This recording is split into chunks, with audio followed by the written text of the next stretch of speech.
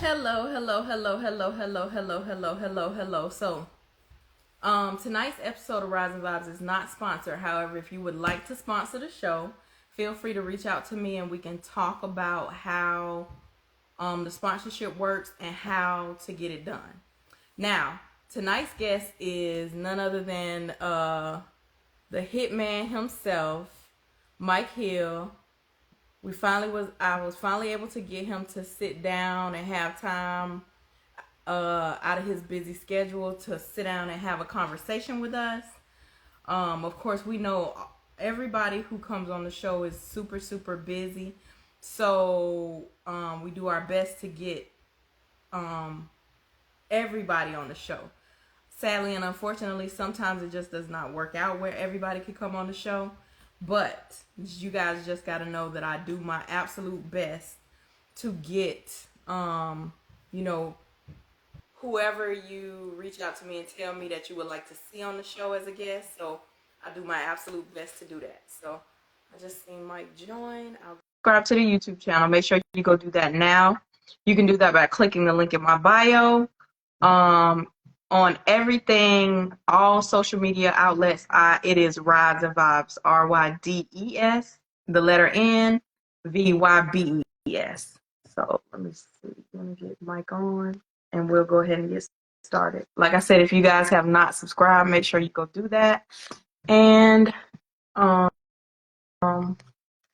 you can catch up on any past episodes of Rydes N Vybes. We've been doing this now since 2019. So September 2nd will be 5 years. I cannot believe it, but hey, it came so quickly, and it's been fun the whole time. Um,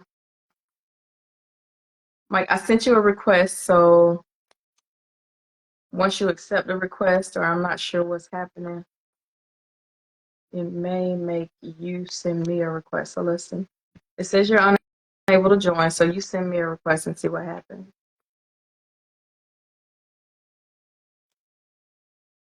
Hey there, appreciate it. Hey there, What's up? How how are you you? doing? Good, good, good. So first, I want to tell you thank you for taking time out of your busy schedule to sit down and talk to us and let us be nosy and get in your business for a little while. So we really It's appreciate it. all good. It's all good. All right. So what I'll do is I'll start off with one of my questions and then I'll get right into the fans' questions. Cool? Oh yeah. All right. So tell me how you got started being into cars and racing. Oh, that probably started in high school, to Mhm. be honest. Well, probably before then, even as a kid. Like I said, I always tell that story. Like, I got my first speeding ticket at like the age 13. Really, and trying to outrun the police, trying to outrun the state patrol at 13. So I was always into speed as a kid, and just kind of got into school riding bikes and had my first Mustang, and I think I was 15. I had my first Mustang. Like I said, I was driving to school without license, and we had those classes in school where we worked on our cars, and summer jobs, just go spend money on the car, put exhaust, put something on it, and it just kept going from there, and like I said, got out of high school and started street racing a lot, which I refuse to do now. I refuse to even attend one, but Right. just got street racing a lot. I mean, like we were doing that like 7 nights out the week, like every night of the week, street racing, and just finally outgrew it and just kept going. But like I said, man, I've always been in the cars all my life, just always in the fast cars. So were your father and grandfather into cars and racing, or you My just that was your my thing? my my dad liked the cars, but like even like I remember when I was a kid, we went to the Ford dealership one day and they had this truck out there, and like I don't think it was a truck that he really interested in, but somebody had built the motor in this truck, put cams and all in it, and like I wanted that truck just because it sounded good. And then he bought that truck for his person. He bought that truck, and that was one of my favorites. And I like, I knew he kind of did it more because I liked it, but he used to always be in the older cars, the 55, 57 Chevrolet stuff like that, back in the day. But I mean, they always supported me. Like I said, they loved racing. They would come when I was racing. They would always come to my events when it was local. Or they could travel. So most definitely he enjoyed it too, though. You know what I'm saying? So a speeding ticket at 13? How they give you a ticket you ain't Look, got no license? I kept that ticket in my wallet for so many years because I like, you know, as like a souvenir and showing people like, and I think it was 88 or something. They clocked me at like a 50, 55. But this state patrol, I was like I said, I was 13. I had a friend of mine, a neighbor of mine, who was in the truck with me, and like we took off, state patrol come out. He made like my parents didn't even. My dad was in the military, so he was kind of gone. And got what mom was doing at the time. My relatives had to come get me because he was like, you know, like when they pulled us over, like you got so many. I forgot how many minutes, but he like somebody got to come get you, or you going to juvenile. And I was like, oh Lord, you know. And we, you know, it was just like, but I mean, my mom, they everybody knew them in the town. And like I said, I didn't get in no trouble. Just got the speeding ticket for it. I think it was more he gave us the speeding ticket, not trying to outrun the police for it. So I think that was all the ticket I got. But 13 years old, I always remember that. So I got to tell you, the most asked question by all the fans was this question: how did you get the name Hitman? Through racing.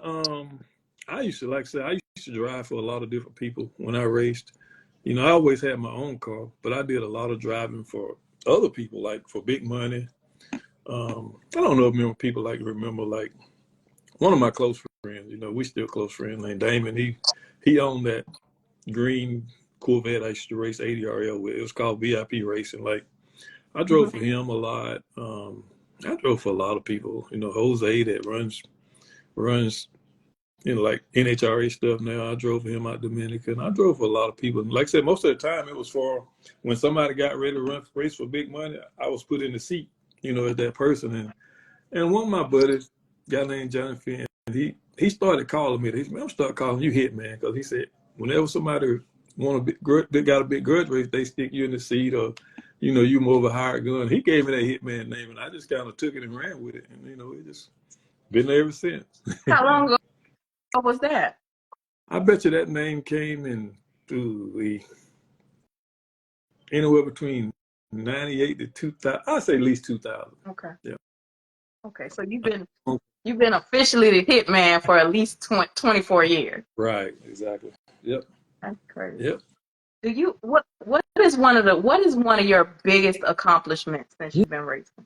And I've been asked that question a couple times, and it's hard to say, but like I don't know. I always think the first ever $50,000 outlaw 10-5 race. I always used that race for my biggest accomplishment, because, like I said, that was one of the biggest purses I won, and that was one of the back in the day when we was racing. That was like the biggest paid event that anybody ever raced for. You know, nobody raced for that kind of money back then. But yeah, I won.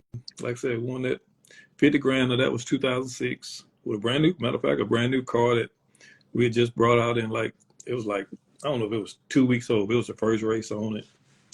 But and we went to Huntsville, Alabama and won that race. Like I said, we had a lot of fast cars, and that was the first ever 50 grand. Like I said, largest outlaw 10-5 purse ever. So I would say that. I won a couple Orlando World Street Nationals. I won that in 98 with an outlaw 10-5 card, and I won, and I didn't even realize this, but like when I won Orlando World Street Nationals, the owner of the track was named Carl Weisinger. He pulled up on me in his car, and he's like, Mike, I got to share something with you. I'm like, what that? He said, you know, you're the first African American to ever won World Street National. I'm like, nah, I ain't never know that. You know what I'm saying? But like, and it meant a lot for him to tell me. He said, oh yeah, he said, you're the first African American to ever win. And I'm like, cool. You know what I'm saying? And that was pretty big to me, you know, for him to let me know that. But I won that in 98, and then we came back and won it in 2008 World Street Nationals in Damon's Corvette again, and then went to U.S. Nationals. We think we left there and went to U.S. Nationals somewhere and won that race too in Bradenton, Florida. So, I mean, that stuff was pretty big. All those pretty big. Like World Street Nationals used to be like that race at the end of the year where everybody in the world came to. I mean, it's still big, but it ain't nowhere remotely close to how it used to be. Like everybody used to go to the World Street National. And so that was pretty big too. being the first African American to win that, that's got to be like right. Like that's to me, that's I don't know. It had to feel good having them 50K though, but still, the being the because here's the thing when it comes to racing, like drag racing, it's so many things that like African Americans have yet to actually do, or not even just drag racing, like racing in general. Right, You know what I'm right, saying? And you wouldn't think that because it's 2024. right. No doubt. And I guess, my thing, I guess I just look at it like we all one. We all the same. I look at it as I'm a racer, so I never really, ran with that and just always throw that out there to people because, like I said, I was a racer, and that's how I just looked at myself as a racer. So That's true. And it's funny you said that. I was thinking about that today, given a lot of things that's going on in the car culture right now. I hate when people turn things into something about race. You know what I'm saying? Like I feel like we're all together because we all just love cars and we all just love absolutely, racing. So let's not turn anything. If it's something positive, it's okay to kind of spotlight it and then move past it. But when it's something negative, let's not shine a light on the fact that we may not all be the same color. I absolutely hate that. That grinds my gears really, really badly. right. We all come together at that one place to enjoy it and do the same thing, no matter what color you are. We all got the same goal: enjoy some racing. So that's Right. why. How did you get started throwing races? What brought that about? Um, this this guy used to own Huntsville Dragway. George really kicked me off hard. Going with it. Like when I met George at a truck auction one time. He used to own Huntsville Dragway. George was a big bracket promoter. He promoted a lot of big pro mart race. But like I don't know if you ever heard like when they first ever started the $1 million bracket races. George Howell was one of those people that throwed that race, and he seen me at the truck auction one day. We was talking. He was like, and he knew I was. We had the series called Oscar, and he knew I raced all the time. He said, "Mike, man, I've been wanting to talk to you." He said, "I want to do the biggest Outlaw 10-5 race ever, ever done." Back then we was racing for $3,000. Some tracks $1,500. And George, we sat down and talked, and we did a 20 grand to win Outlaw 10-5 race. That was like shit, 2002 maybe. We did that race, and I had the biggest turnout ever because it was the first time anybody ever raced for that kind of money. And George, he taught me the game. He taught me I helped him promote the race all the way up until the race, and then even on race day, he said, "Mike, you know what? You did your part. You done the promotion." He said, "Now you're racing. Be a," and he taught me to separate the two. When the race starts, he said, "You need to become a racer. Let the staff do their job." And I mean, like I said, I give a lot of props to George because he's like I said, man, he taught me a lot, taught me the game of where I got started at. And I just kind of kept going. I seen a way to really recoup a lot of what I was spending, and okay, get that kind of race and kind of get some of your money back at some of your events. You ain't never gonna get it all back, but it helped. It helped. So, and I just kept going with it, and it grew and grew and grew, and I just kept going. So what year are you on now? This is probably 22. As far as, yeah. I think when I first started with George, it was 2002. Wow. I think we did some small stuff at Phoenix City before then, but I think I'd say 2002. So yeah, I've been at it a while now. What's the most cars you have driven at one time? Like you have been the driver for this many cars at one time. Like at one event? Yes.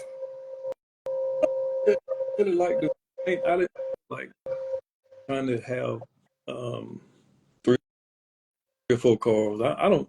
I mean, I've probably done two or something. But like, I don't agree to like a person having 5, 6 cars to drive at one event because I don't feel like you can be consistent and like you open the door to like somebody to have a complaint. Like if you, because all cars set up different, all cars respond differently. Like they're different weights. So I mean, you may get in this, jump out of one car, and you get in another car, and this car, just say you laid on a tree because this car didn't respond like the other one. You know, you may have to stage a little different than the other one. So I just think it opened that door to have somebody to complain, and as soon as you make an error, that's gonna be their first excuse against you is, man, you know, you ain't doing the same, you ain't giving me 100% like you giving the other car. Now, so I try to stay with me. I try to advise some of my people that I know the same thing. Like, hey man, get you a select group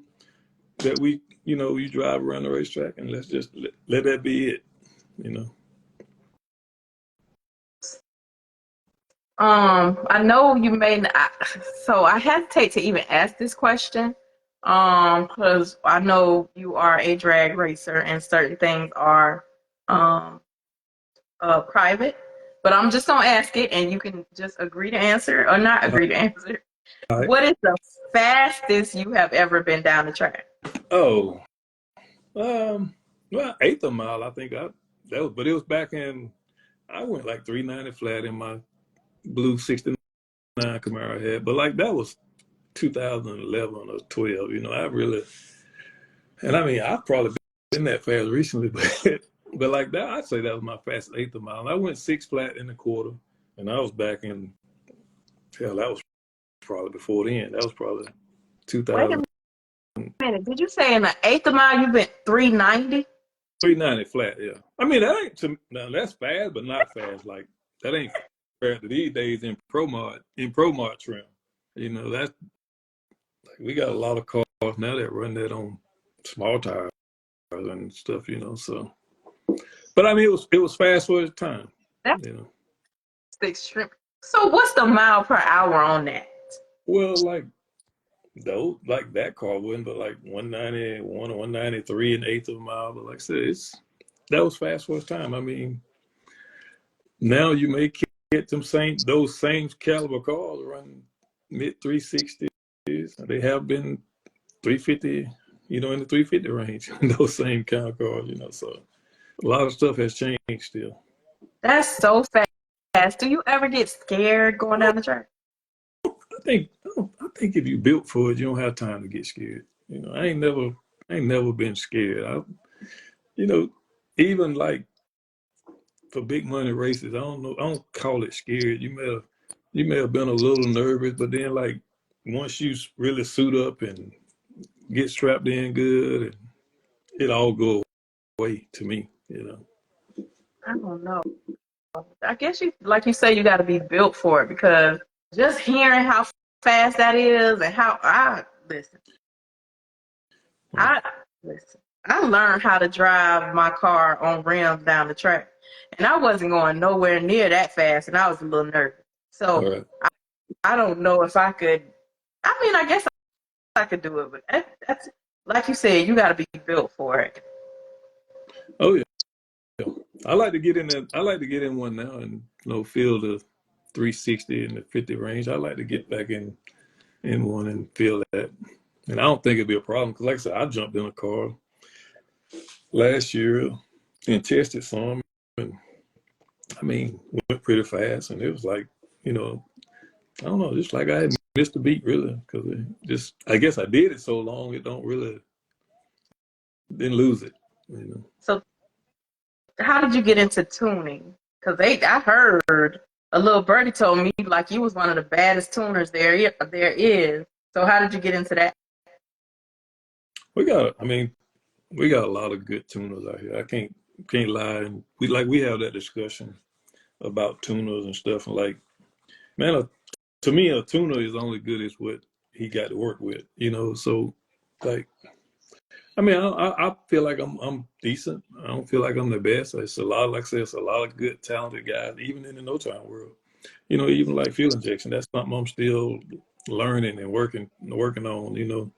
I ain't got it down pat, but I ain't give up, still working on it. And like I said, but it just depends. Like some people, a lot of stuff blamed on the tuner when it's actually like, I give a tuner more credit when he can do it with less.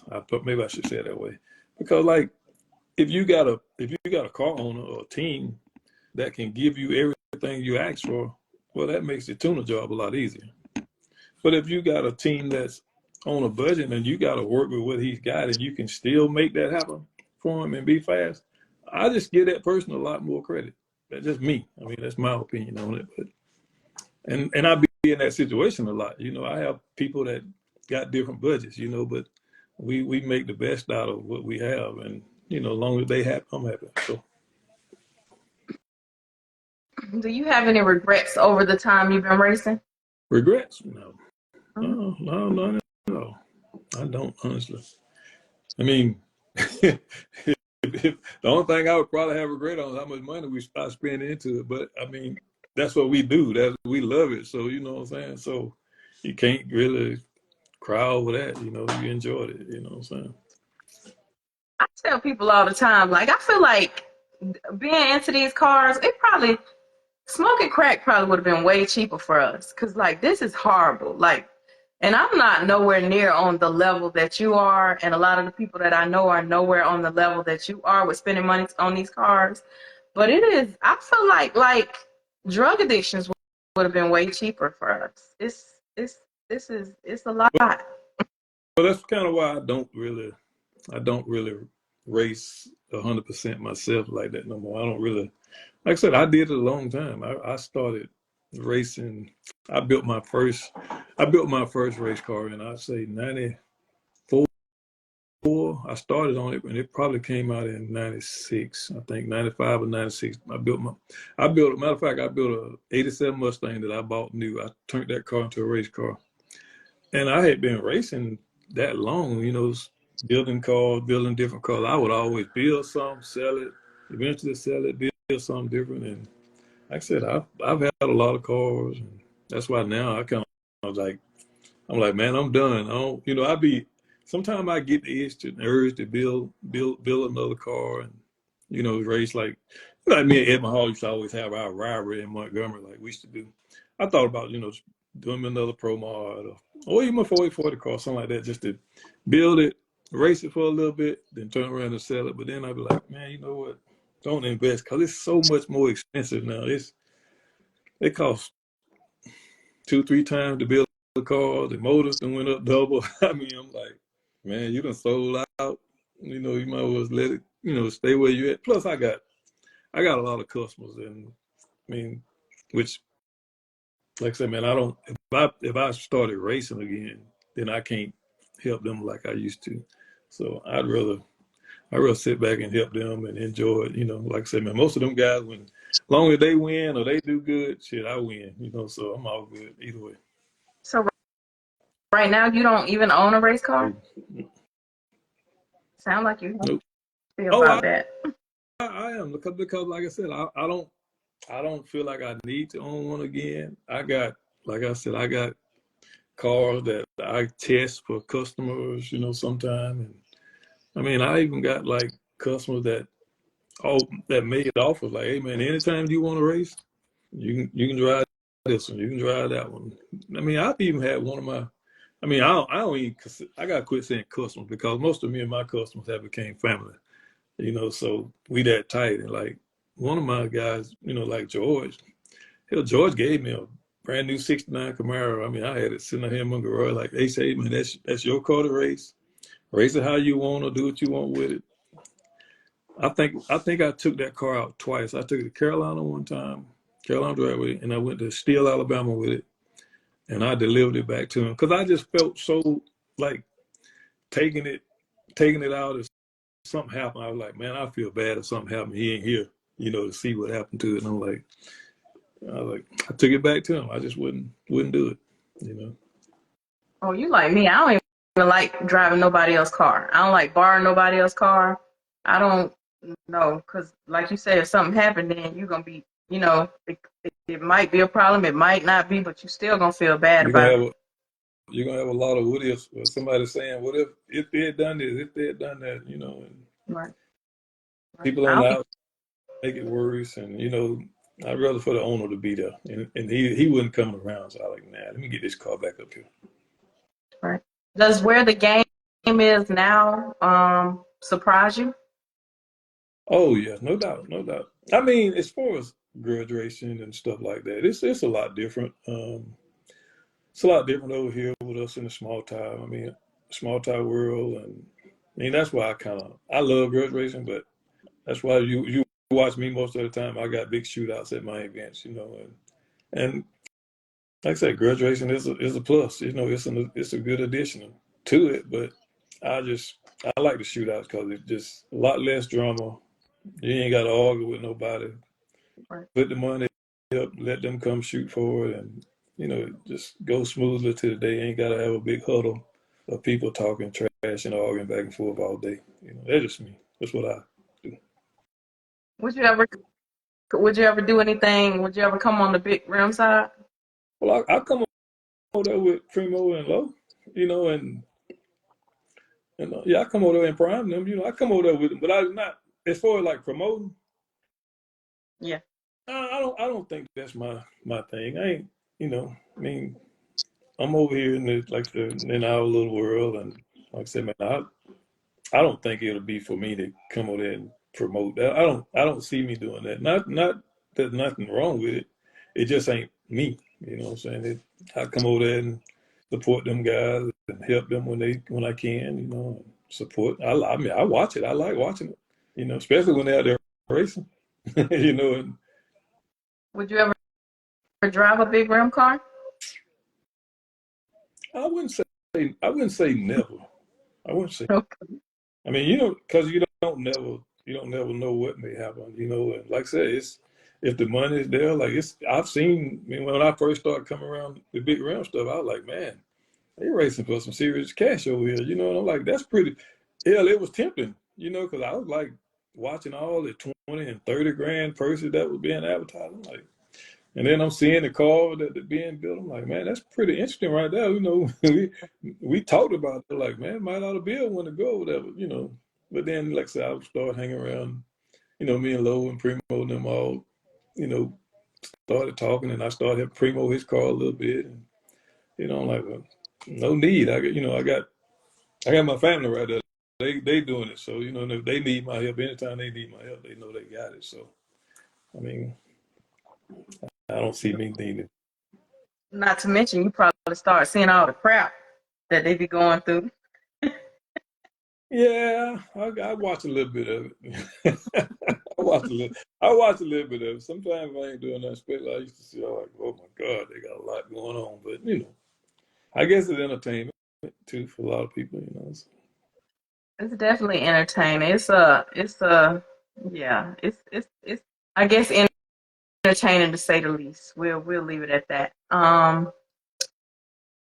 What is your favorite race to attend on the small tire side outside of your race? Of That's course, we know you that's been love attending yours. I've been saying my finale.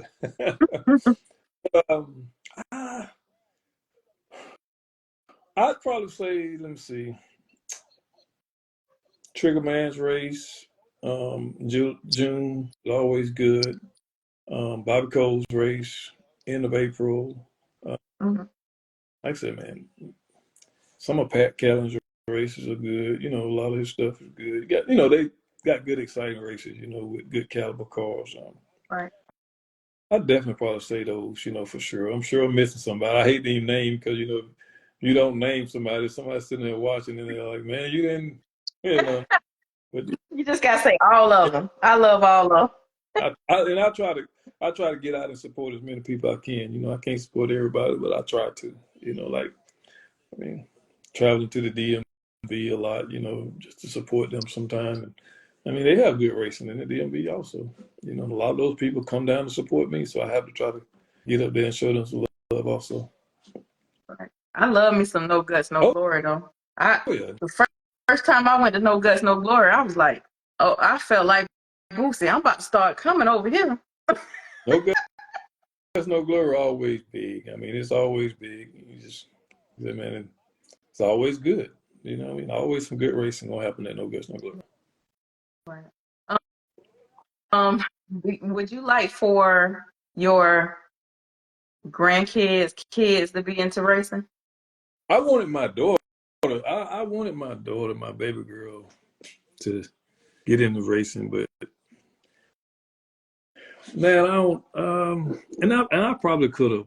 I probably could have made that happen, but like when I really started doing a whole lot of the no time stuff, it actually kind of went a little bit more left than I would have wanted to bring my daughter around. You know what I mean? I ain't gonna lie. A lot of us, a lot of me and my partners talk about that. Like a lot of us don't bring our kids or certain family around it, you know, because they don't understand it. You know what I'm saying? A lot of them don't understand it, and then, you know, like I don't want the wrong thing to be. I don't want the wrong thing to be said around mine, and then you know it goes somewhere else or something like that. You know, so it didn't happen. You know. Who do you think is the biggest talker on your side of the race world? Man, I was. It used to be Tony Wright. Okay. It used to be Tony Wright, but Tony has kind of calmed down and laid back. But like, I don't know nobody who could out talk Tony Wright. I mean, and even like I say now, if you get him started, it's Cowboy that be with James Triggerman. Mm-hmm. Trigger go. Trigger can go himself, but like Cowboy, shit. Cowboy can really go. You know who I met at in Bradenton? Rollo. Oh, okay. Rollo talked a lot of crap. Right. He talk a lot of crap. I was like, man, you know, well, first, let me just be honest with you, and I know you've never heard me say this before, but the reason I never really attended those type of races is because what attracted me to the big rim side was the cars are beautiful, and it used to be back in the days they could either go down the street or go down the track, and they was going fast. Now, not so much, but the cars on that side, they had them big things on the hood, and I was like, this car looks weird. But they always have those. Some of them have the most beautiful paint job you're gonna ever see, and they're going extremely fast. So that's why I was like, okay, now I have started to kind of get into it, and you know, not to mention a lot of the times y'all talk mess on that side too, but it doesn't usually. Well, I've never heard it really get personal like how it does on the big rim side. No, yeah, it's a lot of trash talk. But no, we try to avoid the getting personal stuff. But like I said, I think I mean, I like our 40/40 stuff that we do.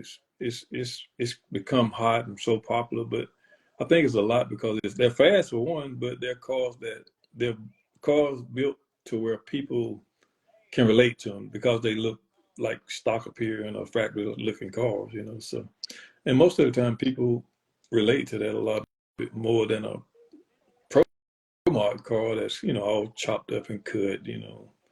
You see a car that look like a everyday car or something that can go fast, it's more appealing, you know. So It's definitely appealing to me. I love to see a car that looks like just a regular car, and then they speed past you so fast, like it blow everything, and I'm like, dang, that's dope. right. Where do you see your program in the next 3 to 5 years?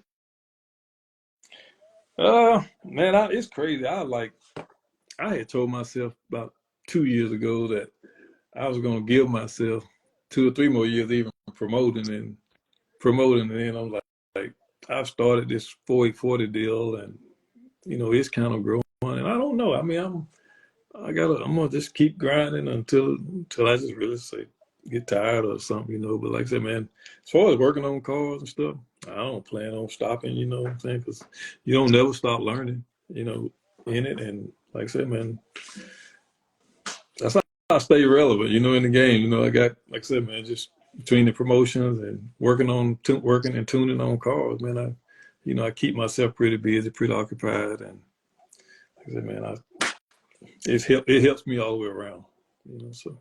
And the fact that if you did decide to build another car, you kind of got the cheat code. I'm gonna tell you why I say that. Because I feel like people who work on cars and tune cars and can do pretty much anything when it comes to a car, y'all got the cheat code. You ain't got to pay nobody to tune. You ain't got to pay nobody to work on the car. You pretty much all you got to do is buy the car and buy the parts, and you can do everything else, right? Would they something? Do you paint as well? No, but the good, you know, I'd probably say the good thing about me is because I've done it so long, I built some good relationship with people that I do feel like if I build a new car, I'd probably, I don't think I'd probably say I'd probably spend 75% of what a normal person would probably spend, just because, like I said, I've had painters and stuff like that. Hey, man, just want to paint my car just because I was building a new car, you know, offer those opportunities and the discounts I get on stuff. So I could save a lot of money just because of, you know, in the position I am in. So You could save a lot of money because you Hitman. Duh. yeah, I mean, I could, but it's still gonna spend a lot too, though. Because parts ain't getting no cheaper. It's like, I swear to God, parts. You can look at a part today, and tomorrow you look at it, and it's $300 more than it Oh yeah, was yesterday. yeah, no doubt, no doubt. I looked at a one belt serpentine kit. I was like, hey, listen. I need to learn how to make serpentine kits because I am not. This is not. This ain't right. Right, right. So what's next for you? What you got coming up next? Nothing really. Like I said, man, we're going to Trigger Man's first race, the first ass cutting, which is I think it's February 17th. 17th weekend. We go to his race, and then my first event is March 2nd at Carolina Dragway. My March Madness race I do every year. That's March 2nd. So that's what we'll kick off at. Okay. So what would you like for your fans, followers, supporters to know about Mike Hill? That I'd probably say that, you know, I'm gonna probably give you what you paid for. You know, that's my goal is like, my goal is, like I said, man, I try to put on a good show for everybody, you know, and try to have quality races there, and just like I said, man, give people what they pay for. You know, stuff it's getting expensive to get out to the races, hotels, fuel. I mean, everything getting expensive. So at the end of the day, just try to get a races what they pay for. You know, that way you ain't got people when they leave, they feel like they got their $25 worth or $30, whatever it is. Make sure they got their worth. Anything else? Those were all my questions. Anything else you want us to know before we get out of here? No, just like I said, man, stay tuned for what we do. You know, with the Hitman production stuff. Like I said, man, on some other way. Like I said, our 4840 stuff, 4840 small block boost stuff is real hot this year. And man, that's something y'all want to watch. Cause like I said, man, they stock appearing cars. It's gonna be fast, and we started this new point series this year, so things gonna get interesting, you know. And we're getting the money up pretty good for the championship, so I think it's gonna kick off good, you know. And then it'll just lead to my finale, you know, and which is gonna be really big this year. So, but just stay tuned. All right. Well, we definitely, one thing about it, you got to know we always watching you. Well, I appreciate it. Ever since I came to know who you were and understood how you are, like I really feel like I have been told these are some of the things that people say about you. I know you have heard some of the things that people say about you, but let me just tell you some of the things that people have said about you to me. I have heard that you are a living legend.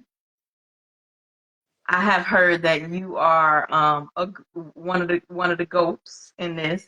I have heard that you are an icon in this, and those are huge compliments for somebody who is now, you ain't 80 years old walking with a cane and a walker, you still in it. So for people to say those things about you to me, I was like, wow, now that's dope when people giving you your flowers while you are still here to smell Right. them. Yep. No doubt. That's all good. I like that. Do you, And I hear you hear that? I'm sorry, go ahead. I hear a lot of that too. You know, most like it's the GOAT part. Because like I said, I've done it so long, and have successful events. Like I said, man, a lot of people out here going hard. It's a lot of good promoters out here too nowadays. So put up, and eventually one day I'm gonna have to step out their way and give them, let them go. But right now I'm here for a little bit, so still here. How does that make you feel when you hear things like that about yourself? Oh, it feels good. It feels good that it feels good regardless when you're appreciated by people. You know what I'm saying? So definitely feels good.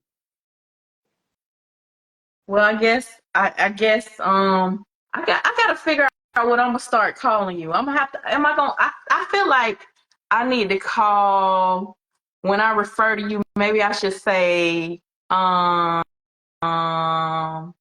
GOAT Mike Hill. No, I don't. That don't flow well together. I'm gonna figure out what I'm gonna call you, and I'm gonna let you know. All right, let me know. You can let me know. Mike, I appreciate you taking time out of your schedule to sit down and talk to us and answer our questions. Thank you so much for sitting with me. Nope, And that's all I no got. problem at all. Anytime y'all need me, man, I don't mind coming on. And any questions I can try to answer. Like I said, man, even if it's any knowledge I can share to people, I mean, I'll help anybody. Anytime, as long as I can. All right. Thank you so much. You enjoy the rest of You your too. night. All right. Bye.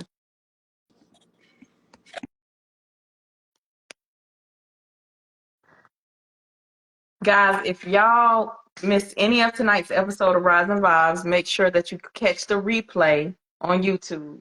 I'll upload it in the next hour or so. Also, if you have not subscribed to the YouTube channel, make sure you go do that now. You can do that by clicking the link in my bio. I appreciate each and every one of you tuning in, and I will see you guys in 2 weeks. So there's no show next week, but I'll see you guys in 2 weeks at 9:30 Eastern Standard Time for another episode of Rydes N Vybes.